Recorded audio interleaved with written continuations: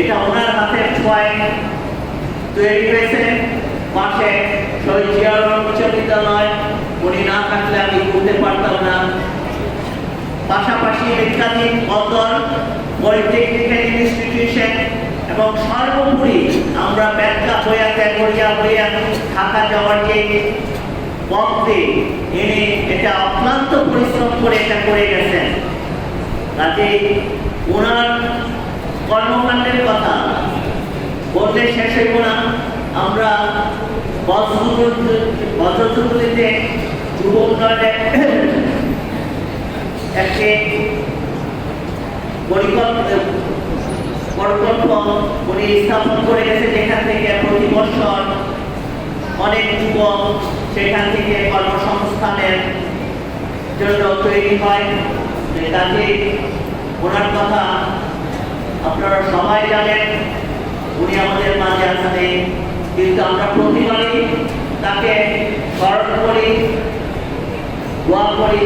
এইবার আমরা একটু বড় পরিসরে আমরা যেখানে উনি জমি দান করে গেছেন এবং এই মাদ্রাসাকে উন্নয়নের রেল লাইনে তুলে নিয়ে গেছেন, সেখানে ব্যাপক আকারে সবাইকে নিয়ে আমরা এটা করার পরিকল্পনা নিয়েছি এবং সবাই আমাদেরকে সহযোগিতা করছে এবং মাদ্রাসা কর্তৃপক্ষকে আমরা ধন্যবাদ জানাইতেছি।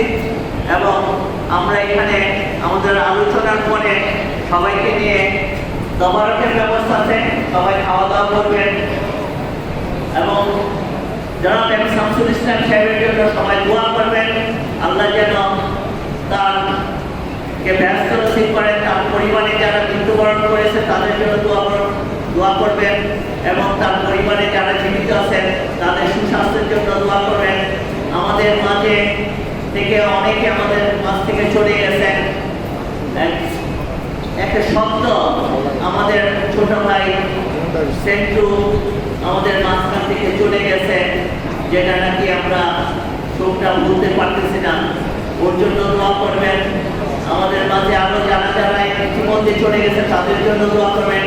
আমাদের জনতা আব্দুল হাই সাহেব অসুস্থ, ওনার সুস্থতার জন্য আপনারা সবাই দোয়া করবেন এবং আমাদের সর্বোপরি যারা এখানে উপস্থিত আছে সবার সুস্বাস্থ্য কামনা করে এবং সবার জন্য দোয়া চেয়ে আমার বক্তব্য শেষ করছি। আসসালামু আলাইকুম ওয়া রাহমাতুল্লাহি ওয়া বারাকাতুহু।